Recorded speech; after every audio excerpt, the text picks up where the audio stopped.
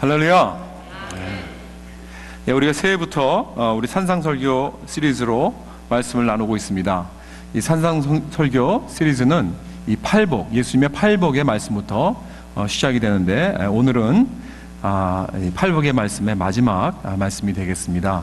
그래서 화평하게 하는 자의 그 복, 그리고 의를 위하여 핍박을 받는 자의 복에 대해서 생각을 해보려고 합니다. 그 믿지 않았던 분들이 교회를 나오게 되면서 그 어떻게 교회를 나오게 됐는가 하고 물어보면 여러 가지 이유를 대는데, 그 중에 이런 말을 하는 분들이 있습니다. 내 마음의 평안을 얻기 위해 교회를 나왔습니다. 여러 가지 복잡한 일들이 많이 일어나는데 좀 그런 문제의 해결책을 좀 이렇게 얻기 위해서 나왔습니다. 또는 내가 어떤 목적이 있는데 목적을 정말 달성하기 위해서 좀 힘을 얻고 용기를 얻기 위하여 교회에 나왔습니다. 또 그런 사람들도 있고, 또 어떤 부서진 그런 관계가 있는데 그 관계가 좀 이렇게 회복이 되고 또 치유가 되는 어떤 그러한 좀 유익을 얻고 싶습니다. 하여튼 뭐 여러 가지 그 이유가 많이 있습니다. 뭐 직장에서 어려움을 당했다든가, 또는 신체적으로 병이 왔다든가, 뭐 이렇게 하면서 뭐 인생의 어떤 어려움을 극복하고 도움이 될 수 있도록 어떤 그러한 방법과 그러한 해결책을 찾기 위해서 교회를 찾는 또는 신앙을 시작하는 그런 경우가 많이 있습니다. 그런데요, 물론 이런 이유들로 다 교회를 찾아오는 건 귀한 것입니다. 그러나 예수님은 천국 말씀을 전하셨을 때 그렇게 우리에게 인생 문제를 내가 너에게 해결해 주겠다라는 말씀을 하지 않으셨습니다. 절대로 그런 말로 너희는 천국 백성이 되라, 천국 백성이 되면 이런 우리의 모든 인생의 문제들을 내가 해결해 주겠다라는 약속을 하지 않으셨습니다. 물론 don't get me wrong, 우리가 예수 믿고 천국인이 되게 되고 난 후에는 이러한 많은 문제들이 해결받을 수 있습니다. 우리 사람들의 삶의 안정을 찾고 우리의 마음속에 사랑이 더 많아지고 또 용서를 할 수 있는 그러한 자리에 들어가기 때문에 우리 관계도 회복될 수 있습니다. 뿐만 아니라 사회적으로 또 경제적으로 모든 것이 이렇게 상승이 될 수 있습니다. 그래서 가정이 회복되고 육신적인 어떤 치유가 일어나고 놀라운 이 영적 부흥은 우리에게 우리 삶 전체를 이렇게 풍족하게 하는 그러한 결과를 가져올 수 있습니다. 저는 그런 경우를 많이 봤습니다. 어떤 지역에 큰 부흥이 일어나니까 그 지역에 정말 놀랍게 사회가 변하더라고요.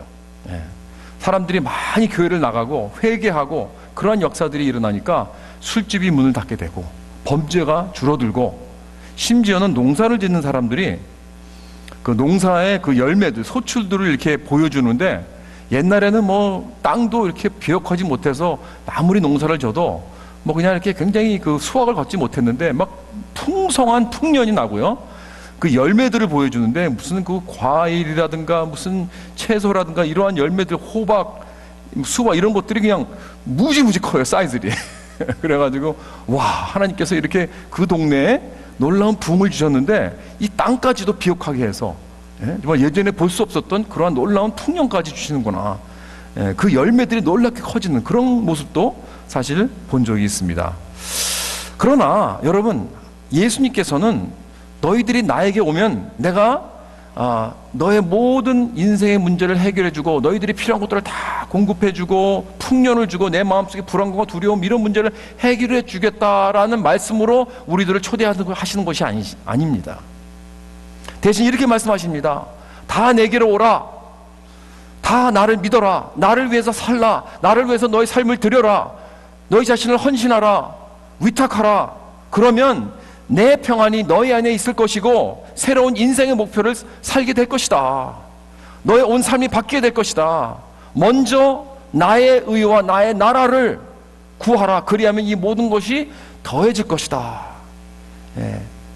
그러니까 예수님이 말씀하시는 것은 나의 의와 나의 나라가 먼저 중요하다는 것입니다.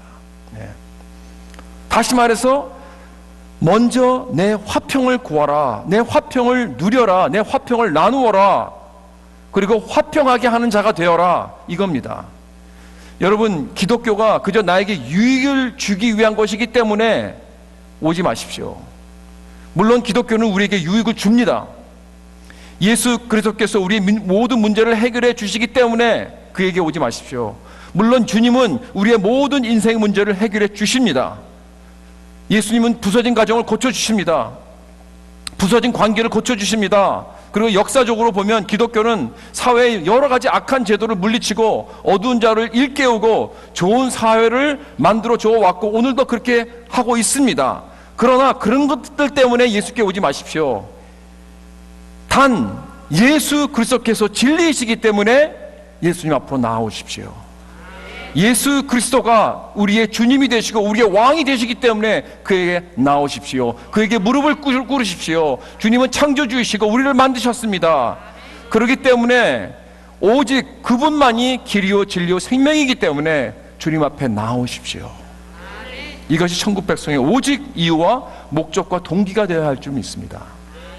그분이 진리라면, 예수님이 정말 나의 왕이라면, 예수님이 정말 나를 창조하셨고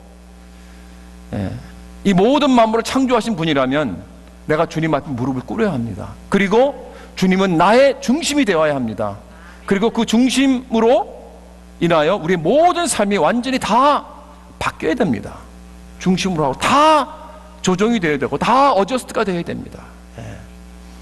그래서 여기 주님이 팔복에서 말씀하시는 것은 내가 천국으로 들어오게 된 후에는 우리는 새로운 삶을 사는 것입니다. 무엇이냐면 새로운 길을 가는 것인데 이것은 다른 길을 가는 것이 아니라 평화의 길을 가는 것입니다. 화평하는 길, 화평하는 길을 가는 것입니다.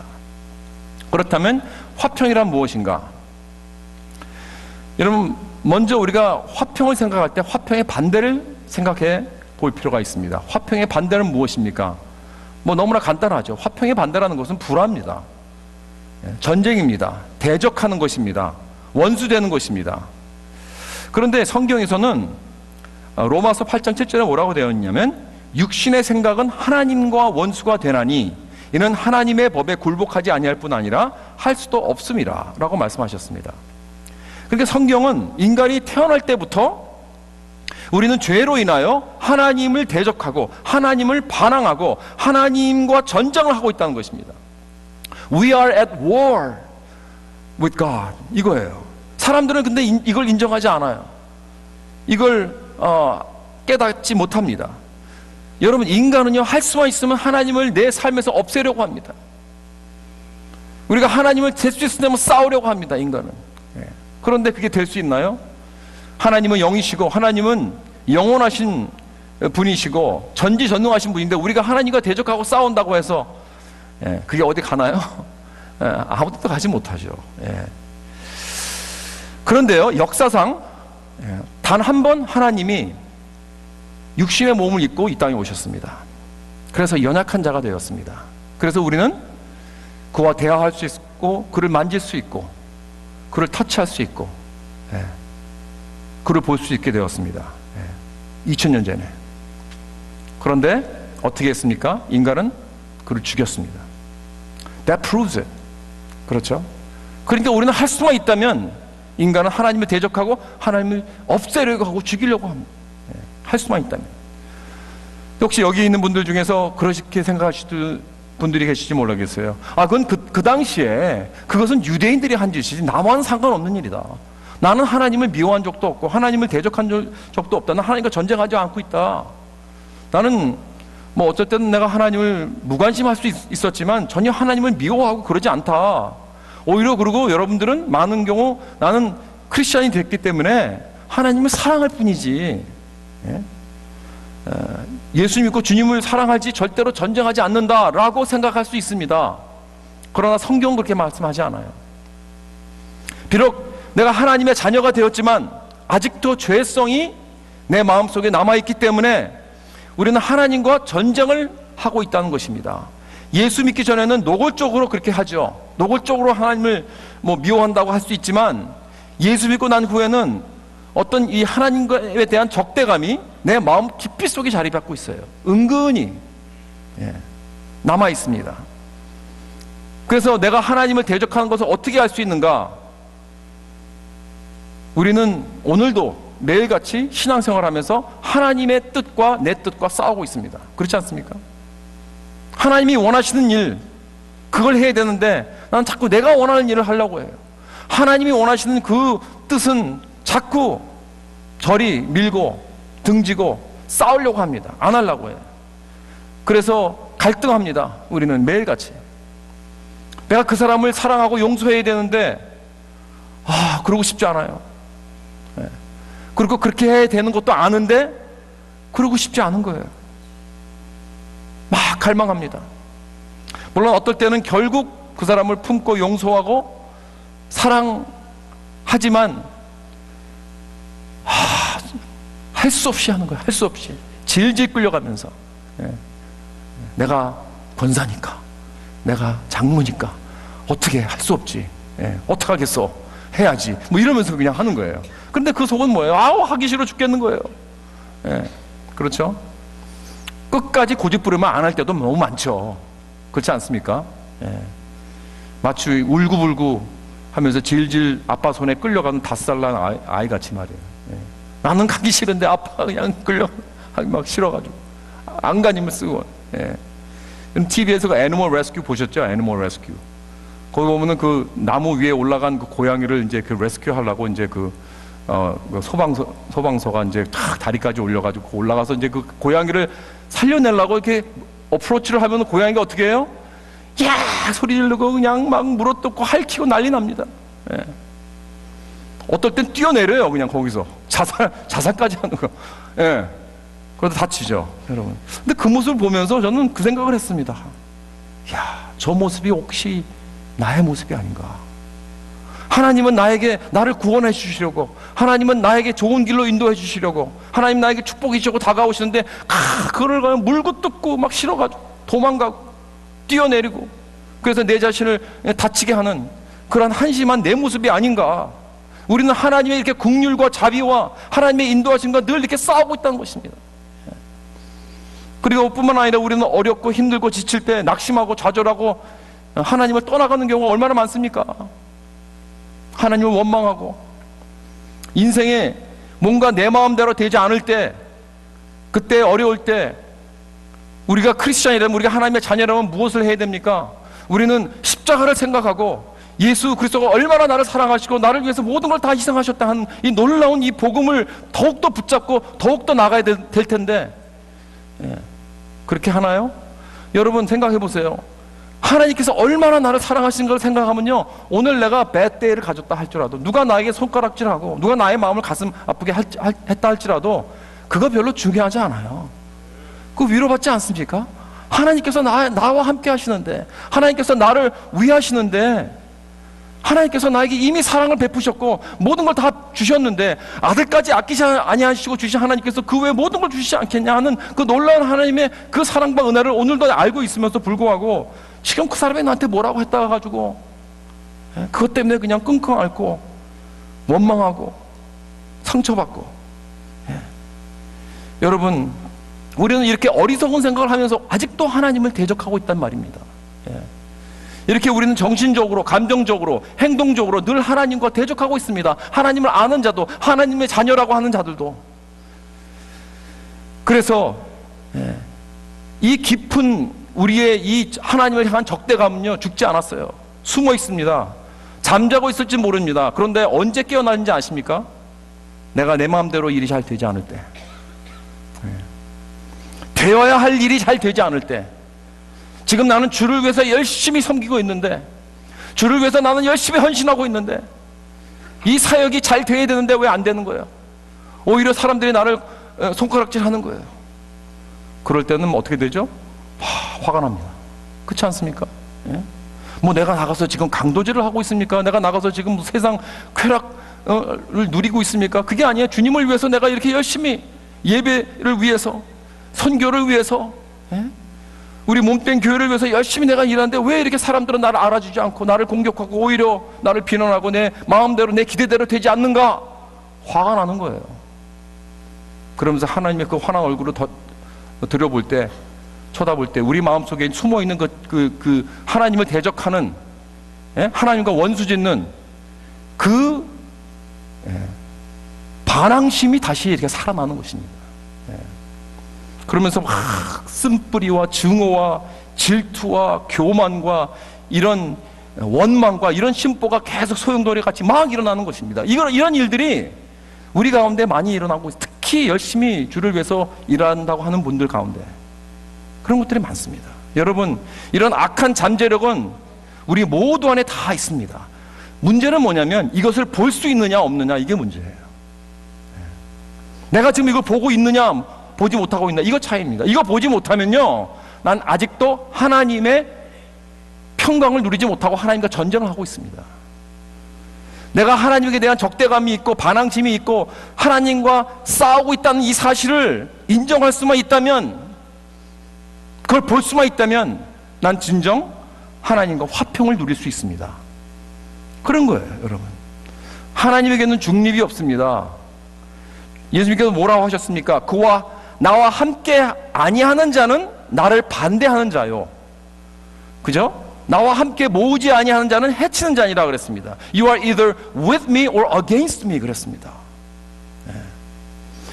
이걸 잘 이해하면 진정 복음이 뭔지 보게 되는 것입니다. 여러분, 복음이라는 것이 무엇입니까? 복음이라는 것은 원수된 것, 하나님과 전쟁한, 대적하는 이것을 바로 없애는 거 아닙니까? 어떻게 해요? 독생자 예수 그리스도께서 이 땅에 보내져서 바로 그것을 짊어지고 십자가로 가진 것입니다. 그 원수된 것을 대신 짊어지시고, 우리가 그걸 잡아 죽였잖아요, 사람이. 그러나 바로 죽인 것이 그가 우리 대신 죽게 된 것입니다. 우리가 하나님을 원수 삼은 그 죄 때문에 십자가에 달려야 하는데 대신 예수 그리스도께서 달리셨어요. 그래서 우리의 형벌을, 우리가 받아야 할 형벌을 대신 예수님께서 받으신 것입니다. 그래서 누구든지 예수를 믿으면 더 이상 우리는 형벌을 받지 않게 되고 나의 모든 죄가 완전히 깨끗이 씻기고 하나님과 나는 화평한, 화목하는 그런 놀라운 축복을 얻게 되는 것입니다. 그래서 성령께서 내 안에 들어오셔서 내가 매일매일 점점 바뀌게 되고, 내 안에 있는 그 나의 적대심, 하나님을 향한 나의 적대심, 그것이 자꾸 비춰지고 보여지면서 그것을 성령께 의지하면서 계속해서 내 마음속에서 그것을 없애려고 노력을 하죠. 우리는 그걸 보지 않고는 우리가 없앨 수 없어요, 여러분. 우리 집안 속에 막 돌아다니는 쥐를 어떻게 없앱니까? 봐야 없애는 거 아니에요. 내 몸속에 있는 이 암덩어리가 있는지 없는지 봐야지 그걸 수술해서 도려낼 거 아닙니까? 그걸 볼 수 있어야 됩니다, 여러분. 성경에 나아만 장군이라고 있었습니다. 그때 강국이었던 아람 국가의 장군이었는데 이 사람이 나병 환자였습니다. 그런데 이스라엘 나라에 어떤 선지자가 그걸 고칠 수 있다는 소식을 듣고 많은 자기의 그 부하들을 데리고 또 선물을 가지고 그 사람에 왔어요. 왔는데 그게 바로 엘리사 선지자죠. 엘리사 선지자가 나가보지도 않고 안에서 그에게 뭐라 그러냐면, 요단강에 가서 내 몸을 7번 씻어라. 그러면 날 것이다. 딱 그렇게 말합니다. 그러니까 이 나아만 장군이 화가 났습니다. 대아람 그 나라의 장군인 내가 왔는데 나와서 인사도 안 하고 안에서 딱 이렇게 지시를 하니까 자존심이 막 깎이는 거예요. 화가 막 났습니다. 안 해! 그리고 돌아가자! 그러고 화내서 돌아가는데 그 부하가 그 장군에게, 장군님, 그러지 마시고 한번 생각해 보세요. 믿져야 본전 아닙니까? What have you got to lose? 그런 거예요. 한번 트라이 해보시라고. 그래서 그가 설득을 해서 할 수 없이 그 요단강으로 내려가서 7번 몸을 씻었더니 어떻게 됐어요? 완전히 몸이 아기 살같이 되었다는 거예요. 그래서 그가 이 치유를 받고 정말 깨달은 게 있었어요. 내 자신이 얼마나 바보 같았는가. 이 교만 때문에 자기가 얼마나 교만했다는 것을 보게 된 것입니다. 얼마나 자기 자신이 바보 같았는지 보게 된 거예요. 이걸 깨달은 거예요. 그리고 그는 하나님을 경배하는 자가 되었습니다. 사랑하는 성도 여러분, 우리 가운데 나아만 같은 모습이 얼마나 많은지 모릅니다.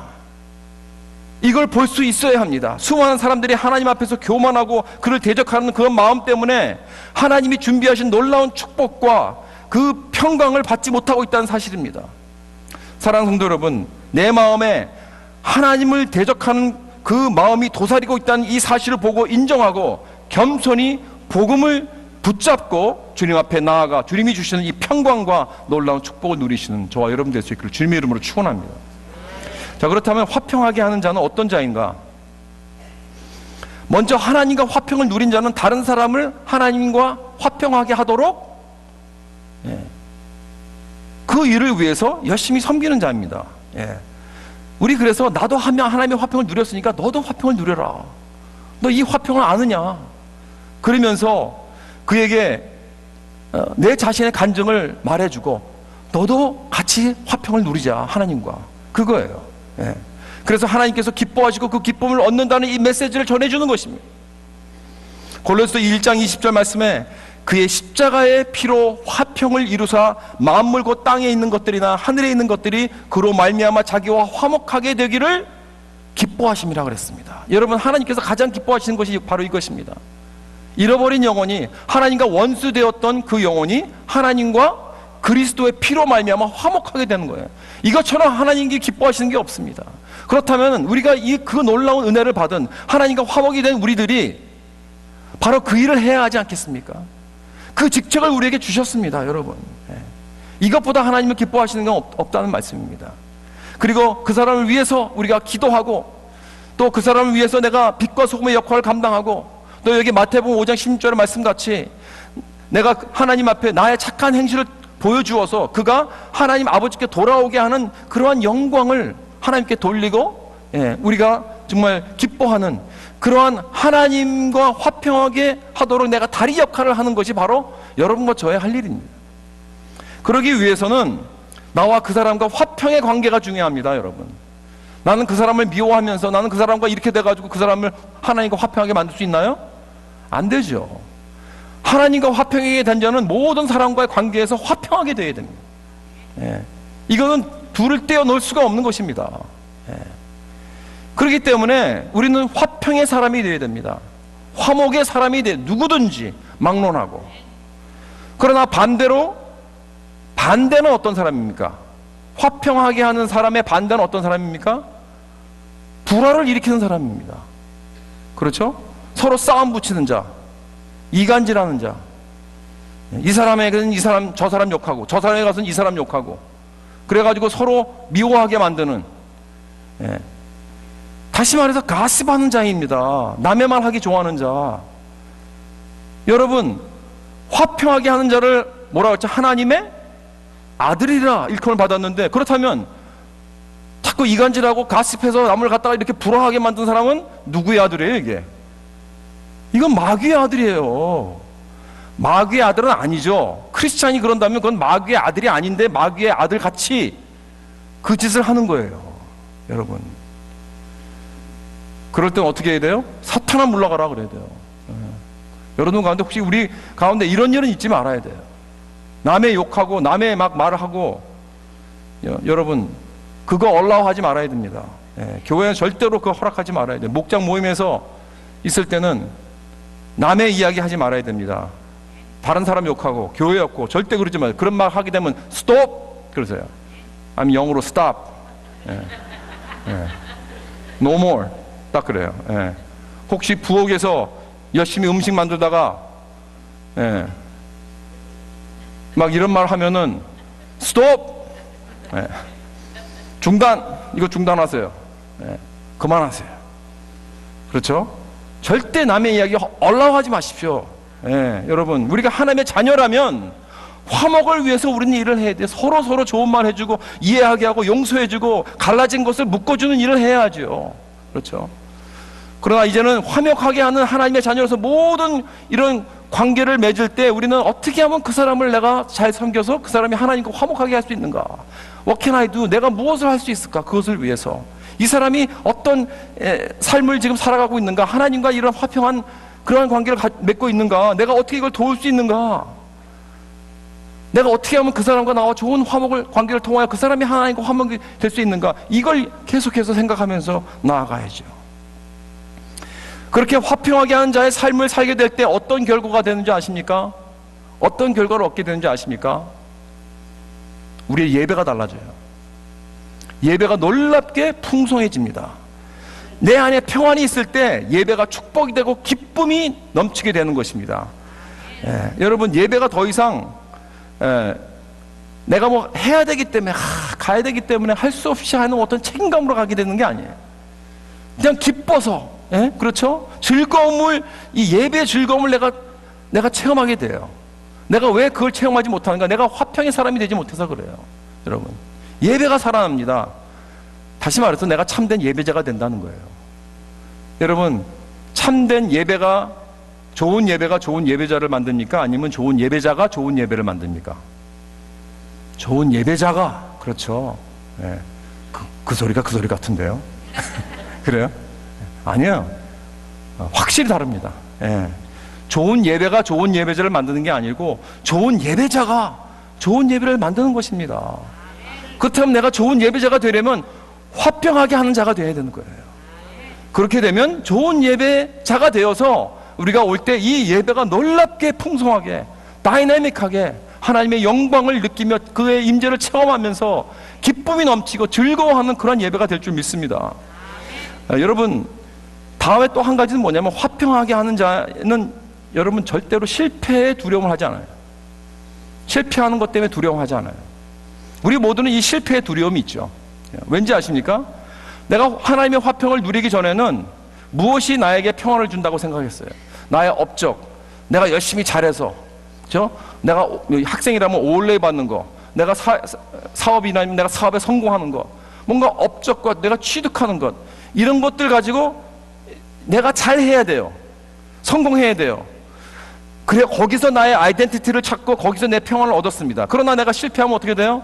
좌절하고 실망하게 되고 낙심하게 되고, 또 사람들이 나를 인정해 주지 않으면, 나를 받아주지 않으면 거기서 완전히 낙심합니다. 그렇기 때문에 우리는 실패를 두려워하죠. 그러나 이제 오직 하나님의 은혜여서 하나님께서 나를 받아주셨기 때문에 참된 평안을 얻고 난 후에는 나의 업적과 능력과 성공이 더 이상 나에게 평안을 줄 수 없다, 이걸 깨닫게 되는 것입니다. 나는 이미 하나님의 화평을 소유한 자입니다. 거기서 내가 실패를 해도 괜찮아요. 그것 때문에 내가 좌절하고 내가 막 낙심하고 그럴 필요가 없다는 것입니다. 하나님이 날 이미 인정해 주셨으니까, 복음을 통하여 예수 그리스도의 놀라운 은혜를 통하여 하나님께서 나를 이미 사랑해 주셨습니다. 사람의 인정이 뭐가 그렇게 중요합니까? 그렇지 않습니까? 여러분, 말단 사원이 나에게 좋은 얘기, 나를 받아주고 나에게 좋은 얘기 해주는 게 뭐 중요합니까? 맨 밑바닥에 있는 사람이 나를 뭐 잘한다, 그게 뭐 그렇게 중요합니까? 왕 중 왕이 나를 벌써 이미 받아주셨는데, 왕 중 왕이 나를 사랑해 주시는데, 여러분, 이게 가장 중요한 거, 이것이 바로 복음입니다. 복음을 통하여 하나님과 화평 이룬 사람의 모습인 줄 믿으시기 바랍니다. 그럼 마지막으로, 그럼 화평하게 된 자가 왜 박해를 받는가? 여러분, 내가 화평하게 된 자인가 아닌가 그 사인 중 하나는 뭐냐면, 내가 지금 박해를 받고 있는가. 자, 첫 번째 사인은 뭐라고 그랬죠? 내가 예배가 정말 막 풍성합니다. 예배가 즐거워져요. 두 번째는 내가 실패하는 거, 그게 두렵지 않아요. 세 번째는 뭐냐면 내가 박해를 받는 거예요. 여러분, 이 박해를 받는 자의 복인데, 디모데후서 3장 12절에 뭐라고 그랬냐면, 무릇 그리스도 예수 안에서 경건하게 살고자 하는 자는 박해를 받으리라 그랬습니다. 근데 여러분, 오해하지 마십시오. 모든 박해받는 사람들이 다 경건한 사람은 아닙니다. 경건한 사람들은 박해를 받게 되어 있지만, 박해를 받는 사람, 모든 사람 다 경건한 사람들이 아니에요. 왜냐하면 내가 불쾌한 행동을 했기 때문에 박해를 받을 수 있잖아요. 어리석은 행동을 했기 때문에, 뭐 광신적으로 내가 막 행동을 했기 때문에 박해를 받을 수 있습니다. 절제를 하지 못하고 무례히 행동하고 이런 어리석은 행동하면 박해를 받습니다. 여러분, 제가 보니까 많은 사람들이요, 이렇게 오해하는 게 있어요. 자기가 잘못해가지고 사람들에게 핍박을 받으면서 나는 크리스찬이기 때문에 받는다, 그렇게 생각을 하는 사람들이 있습니다. 여러분, 여기 10절에 뭐래요? 무엇을 위하여 박해를 받는다고 했죠? 무엇을 위하여? 의를 위하여, 그렇죠? 의를 위하여. 그렇습니다. 우리가 이 팔복의 이 성품을 내가 지니고 이것을 내가 나타내기 때문에 경건하고 신령한 삶을 살기 때문에 그때 박해가 본다고 했지, 잘못하는 일 가지고 불쾌한 일을 하는 행동 때문에, 어리석은 일 때문에 박해받는 건 그건 아니라는 거예요. 예수님도 박해를 받으셨죠.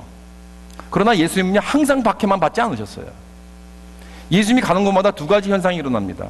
사람들이 예수님의 그 놀라운 진리와 영광이 나타나는 것을 보고 그에게 어트랙트가 돼요. 존경하고 그놈을 따라갑니다. 사랑하게 되고.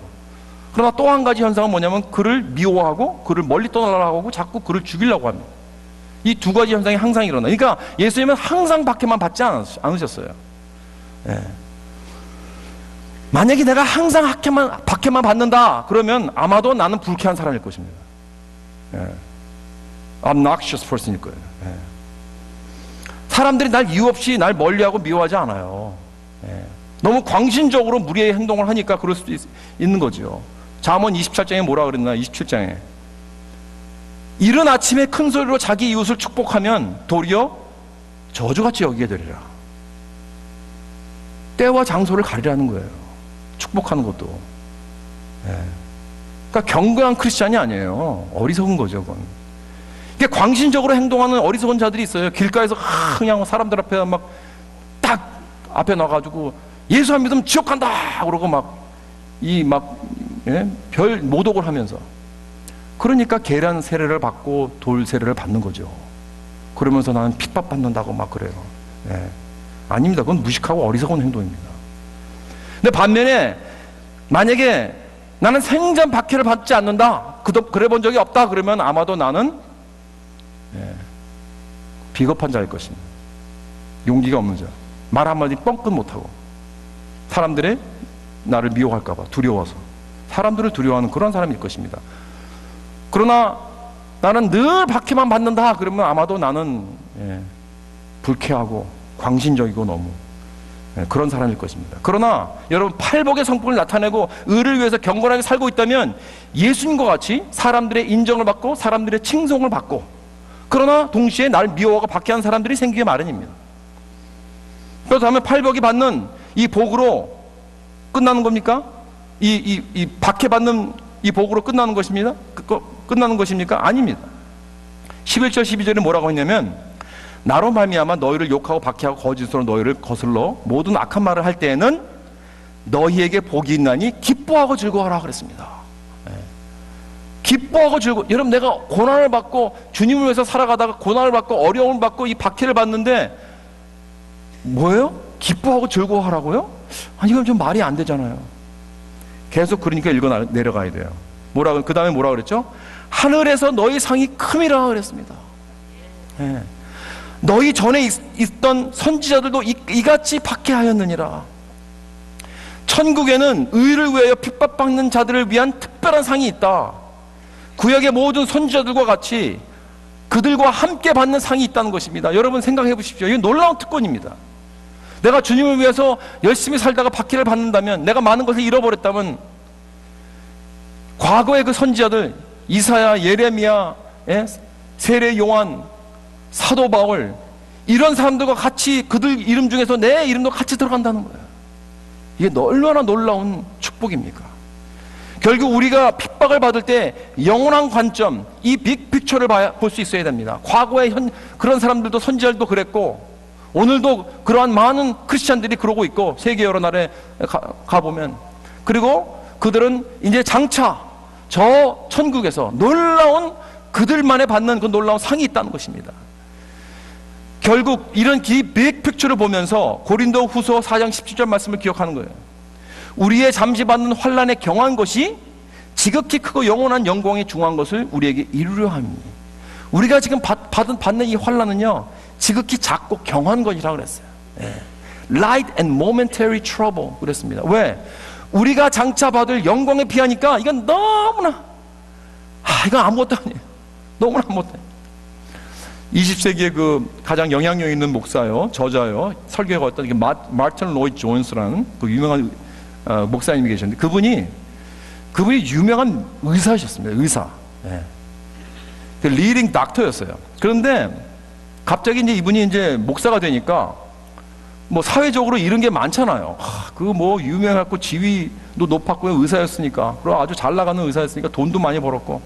그런데 이제 갑자기 의사가 되니까, 아니, 목사가 되니까 이제 잃어버린 게 많으니까 한번 기자가 물었다고 합니다. 예. 목사님은 참 많은 걸 소유했던 분인데 이렇게 목사가 되어서 많이 잃었겠네요. 어떻게 생각하십니까? 그랬더니 이 목사님이 이렇게 대답했다고 합니다. 내가 잃은 거 하나도 없습니다. 내가 잃은 거 하나도 없습니다.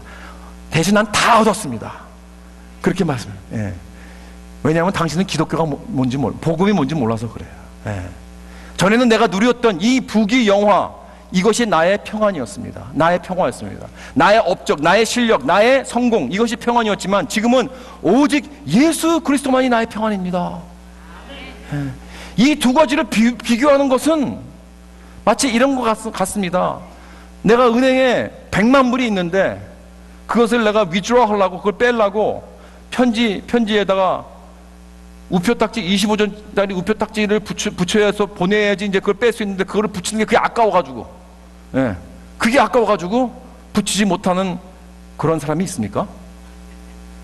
다시 말해서 이 사람, 이 말하는 거예요. 여러분, 내가 손해본 게 하나도 없다.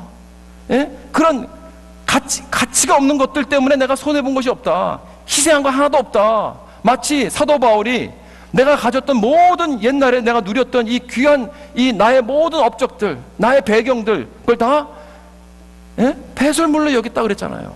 그런 거 마찬가지로 이건 단지 25전 25센스 같은 그런 거밖에 되지 않는다. 그 대신 그거 가지고 난 이 놀라운 100만 불짜리 이 영적으로, 그렇죠? 이 많은 걸 얻었는데 내가 주님을 통한 평화를 얻기 위해서 이 세상에 어떤 것을 포기하고 손해보고 받기를 받았다면 그거는 마치 25점짜리 밖에 되지 않는다. 예. 여러분, 내가 쥐고 있는 지금 오늘 25센트가 무엇이 있습니까? 여러분이 갖고 있는 그 25센트가 무엇이 있습니까? 예. 여러분 자존심입니까? 교만입니까? 내 지위입니까? 업적입니까? 나의 과거입니까? 여러분 다 주님 앞에 내려놓으십시오. 여러분의 모든 두려움, 여러분의 모든 업적 주님 앞에 다 내려놓으시고 그것을 주님과 맞바꾸십시오. 예? 예. 마치 25전 가지고 100만 불을 얻는, 그러한 놀라운 이 축복을 얻게 될 줄 믿습니다. 복음을 통해서 영원한 평안을 얻게 되는 것입니다. 새 생명을 누리고 새로운 화평의 길, 화평의 목적으로 살아가는 그러한 저와 여러분 될 수 있기를 주님의 이름으로 축원합니다.